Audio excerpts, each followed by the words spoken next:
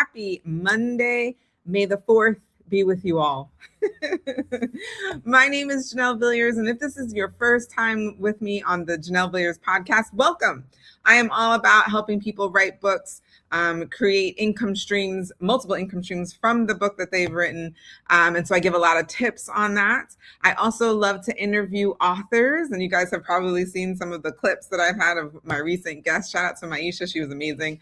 And so I love to interview the authors and talk about their journey in authorship and writing. And then I also interview people who haven't written a book yet, but their story is really amazing and is important to share. And so I'm really excited because we have the latter today. I'm really excited to have our guest on with us.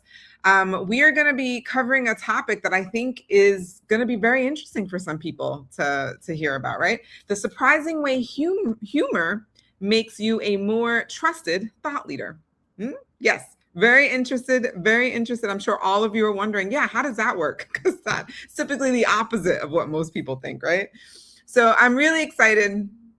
As I said, I've got a guest on with me today. I am not going to be the one who talks about this. I am not a comedian, nor do I think I'm funny, to be honest. But my guest today is someone who will make you rethink what it means to be credible.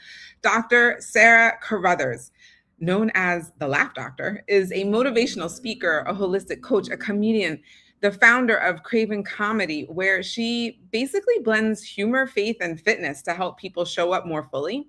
She holds a doctorate in ministry, has traveled to 8 countries, and left a career at General Motors to build something rooted in joy and laughter. And today, we're talking about why the most trusted thought leaders aren't the most polished ones. They're the ones who know how to make people laugh. Welcome, welcome, welcome, Dr. Sarah, to the show.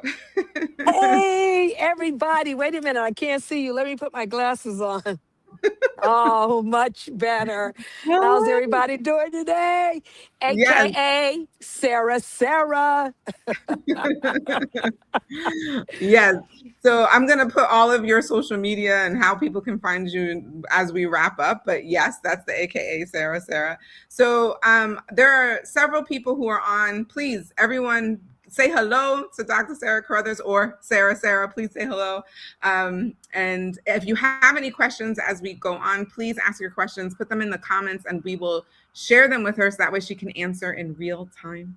If you are watching the replay, go ahead and put an R in the comments. We love to answer any questions afterwards as well. Hi, Marilyn. All right. So my first question to you is actually a little bit more just about like your background. So you left a career at General Motors to become the Laugh Doctor or Sarah. That's a transition where I think most people wouldn't expect. So walk me through that decision. What was really happening in your life when you made that career shift? Well, actually, it started way back in. This is what really happened. What really happened was when I was a young kid in high school, I got it for class clown. Okay. And I realized that I had a sense of humor then. So I've always taken the humor with me in the storytelling. So throughout my life during college and doing my career at General Motors, where I'm still currently retired and a chaplain there, I've learned that all these things I just put together because they're a part of me. I've always had the gift of making people laugh, and laughter is healing. And so in itself, when you can make people laugh, you can just open up just joy instantly. And so I've always been a funny little project ever since I was a young girl. And so one of my gifts is just being able to talk to people, to get them to come out of their shell, to be a great listener, as well as to entertain them and to incorporate everybody in the conversation. So it started when I was young, and throughout General Motors gave me the platform to laugh at myself and others, just as we age along in life and go through the different facets of life. So one of the things that I found really fascinating, even as I was rereading your bio, is that you hold a doctorate in ministry and you're a certified yoga and Pilates instructor and you do comedy. How do all of these live in the same person? Like, how did you figure out that they actually all go together? because I realized I needed 7 streams of income. And how Mm, many of you know that 7 is the number of completion, right? So I still get a few more things to add to it, maybe flight attendant, I don't know. But I am a holistic coach as well. So mm, adding these things together that I do naturally has allowed me to increase my income. It has allowed me to broaden my friendship sector. It's mm, given me a platform of many spaces and places. And it's mm, just a part of who I am. So we are full of so many gifts. And one day I just started implementing them in, and they just all came together as just a global content. And mm, so I've gone and done comedy from on the stage, at mm, church conventions, birthday parties, children's parties, just the doors of opportunity that open up. Through my mm, classes, doing Pilates, I actually was a bodybuilder. I mm, pulled my hip out, had sciatic nerve problems. The hospital doctor suggested that I do Pilates and yoga. And so mm, after paying all the money and invested, I said, you know what? I need to be an instructor. So mm, after retiring from General Motors, I became a Pilates instructor and a yoga instructor. And mm, then, in class, I had that sense of humor. So it was still weaving in and out of my life. And then mm, just coaching people that just have life problems or just want somebody to listen. They have a job now where you could just meet up with people and just talk to them and listen because they're lonely. And so mm, loneliness and laughter kind of offsets each other. So it just mm. gives you an opportunity to make people laugh and laugh at themselves. A lot of my laughing is conversational. I'm the conversational comic. I laugh at myself and I incorporate other people into that. And I through love. exercise, I work with a lot of seniors as well. Mm-mm. Well, I love what you said about the humor coming in conversationally, right? Because there's a little bit of like self-deprecation that I think and everyone can relate to within that, and then it allows them to kind of like laugh at themselves too, right? Within like the storytelling or the conversation that you're having. So I think that's Yes. actually really cool. So okay, again, if anyone has any questions, please put them in the comments because I don't want to seem like I'm taking over, but I do have some questions. Okay. So there's a real fear that I think a lot of experts and thought leaders have around being funny. I think the fear kind of comes out like if I'm funny, people won't really take me seriously. So where do you think that fear comes from and why is it wrong?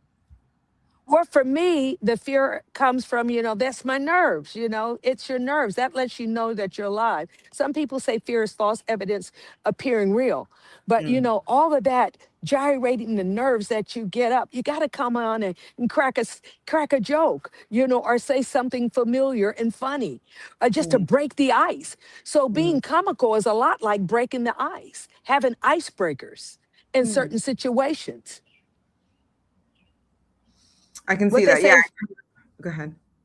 yeah, feel the fear and do it anyway.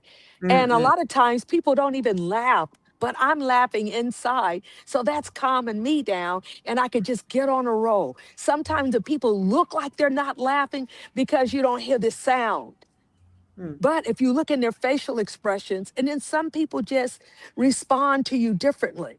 And they're mm, laughing inside, and they'll tell you after the show or after the dinner or the lunch, oh, what a wonderful time they had in the conversation, how they enjoyed your humor. mm. So I love how you said it's kind of like the icebreaker. It kind of like, everybody kind of like walks into a room with like a wall up, right? And so like you need something to kind of like get that to to be lowered, right? Get the self defenses to be lowered. So that way you can have like real conversation, potentially like real transformation and with your coaching clients or even when you're working with the seniors, doing whether it's Pilates or yoga or any of those things. I love how you see it as like an icebreaker because once those shields, those defensive shields are down, I feel like that's when like the real transformation can happen. People can really put in the work. So that actually is a different way to see it that I don't think I would have seen it before. And it's a So it love that for from me, you. it's just a natural part of who I am. I would Mm, pray all the time. Oh God, okay, calm me down. I'm a little bit too much for these people. I invite myself to mm, parties that I haven't been invited to. Okay, I just want to be calm and normal. And so I think I've had this conversation with God. Everything is cool. I'm calm. I'm collective. I go in. Oh, there's Betty. Hi, Betty. How are you doing? How's the dog? Oh, and how's your mom? Oh, did you get that pool put in from last year? Girl, remember when we were cooking those hot dogs and you thought they were done and they weren't done?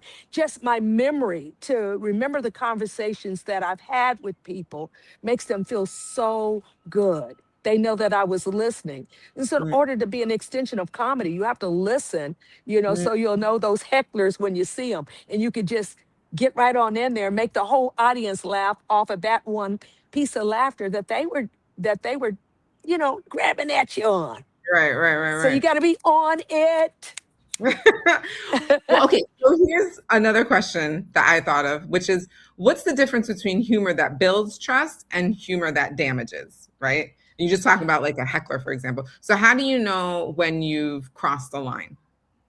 Well, really, it all depends on what type of comedy that you're listening to because, I do clean comedy, but you have a lot of raw comics and a lot of people that can handle those heavy words. So when they say know your audience, you really have to know your audience and the people that you're talking to. So when you get ready to do that show, that you know that you're in that place where you can identify with the crowd or the people. So that's the safe part about it. That's how knowing your audience will help you to know that you're not cutting somebody down, building building distrust or ugly taste in their mouth. And Mm, basically, when you go to comedy, people know that it's a comedy show, but it depends on the type of comedy. So you'll know how to structure your humor. mm. And so, what about when you're working with a client or something like that? Like, how do you know you've crossed the line with your humor in that setting as opposed to a comedy show?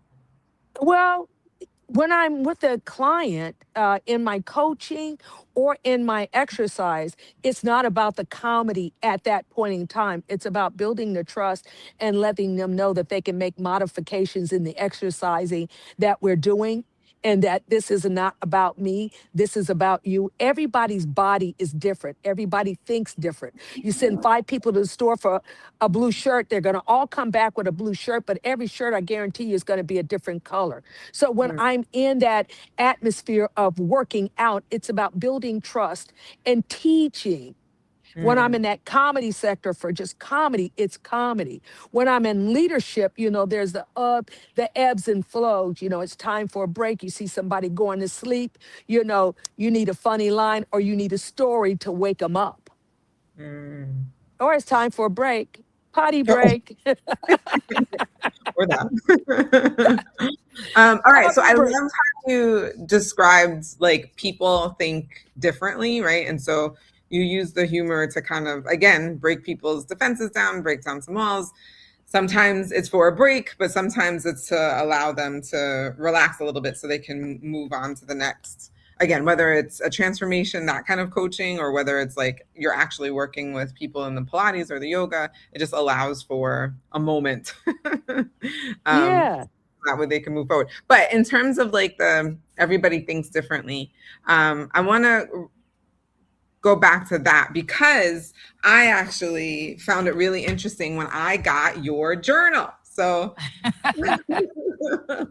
Sarah has a journal. It's on Amazon. It's called Loose Pearls. And I'll be honest, I originally when I like got it and when I went to go open up, I thought there were going to be some prompts or some verses or something like that. But in fact, no, it was just lines, just lines. And I was like, oh, this was not what I expected. But I get it. It's the other kind of journal where there's just It's lines. it's all about you. What are your thoughts? And read the back of that journal. What does it say?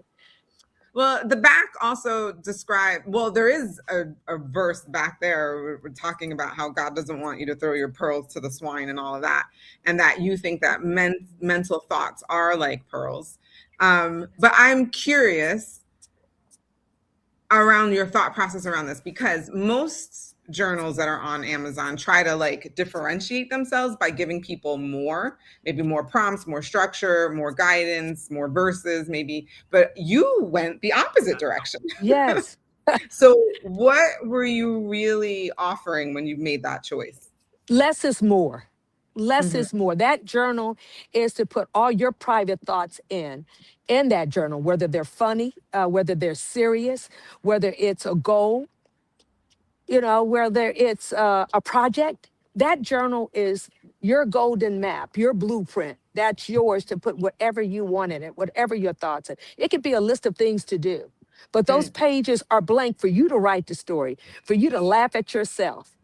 You know what they say, you got to laugh at yourself, to yourself, with yourself, about yourself. Have you ever just looked in the mirror and just started cracking up, laughing? I have. And sometimes you have to laugh at yourself not to cry. Well, this book is for you to reflect. And it's not a book, it's a journal. And what is a journal for? It's for taking notes, memoirs, whatever you want to put in it. You write the yeah. story, the narrative, the comedy, the pearl. And be The pearl. careful where you put it so nobody else won't go read all your stuff. But if they do, it's okay too.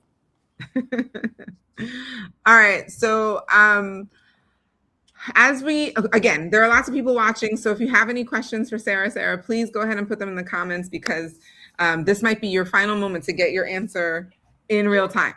But one of the questions that I have is really just for the audience at large. So what do you want someone to feel after they've been in one of your spaces, whether that's a comedy show, a fitness class, or a keynote that you've given? That they had so much fun, that they enjoyed themselves, that they want to come back. 80% of the people that I'm around, whether they're in my class, in my coaching, whether I'm marrying them, whether I'm doing a funeral, it's that I made a difference in their life, Hmm. and they were the people that, or the person that was the center of attention. It was all about them. And through my compassion, my love, and my laughter, Hmm. the doctor brought the laughter up, and the doctor brought that healing into process.